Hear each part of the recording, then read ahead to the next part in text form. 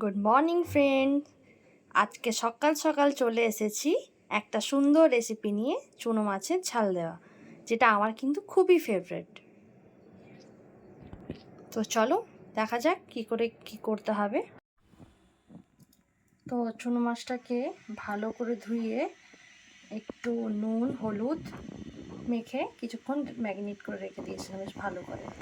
এরপর কড়াইটাকে গরম করে একটু সর্ষের তেল দিয়ে দিলাম। এবার চুনো মাছগুলো ভালো করে আমরা ভেজে নেব।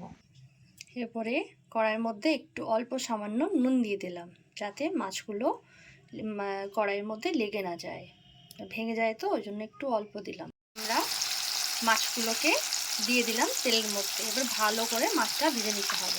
এই যে আমার শিলনোড়া, পুচকুপার একটা শিলনোড়া, এর মধ্যে সর্ষেটাকে ভালো করে আমরা বেটে নেব। এই যে মাছগুলো আমাদের খুব সুন্দরভাবে ভাজা হয়ে গেছে। তো এই যে এরপর 5 ফোড়ন দিয়েছি তেলের মধ্যে।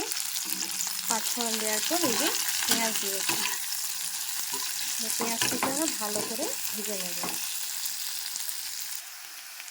এই যে পেঁয়াজটা লাল লাল ভাজা হয়ে গেছে, এরপর দিয়ে দেবো টমেটো।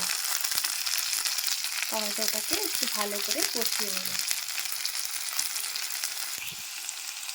এরপর দিয়ে দেবো একটু নুন হলুদ।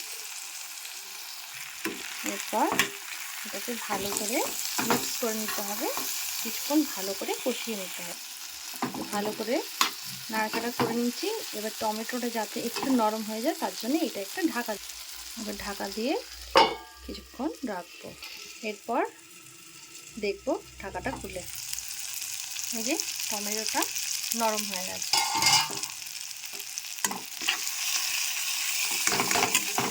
দেখা যাচ্ছে ভালোভাবে নরম হয়ে গেছে। যেহেতু এটা খুব ঝাল ঝাল ভালো লাগে, বাট আমার ছেলে খাবে, তার জন্য বেশি লঙ্কা দিচ্ছি না, জাস্ট 3টে লঙ্কা চিড়ে করে দিয়ে দিয়েছে। তারপরে এই যে বেটে নিয়েছি সর্ষেটা, এটা দিয়ে দেবো।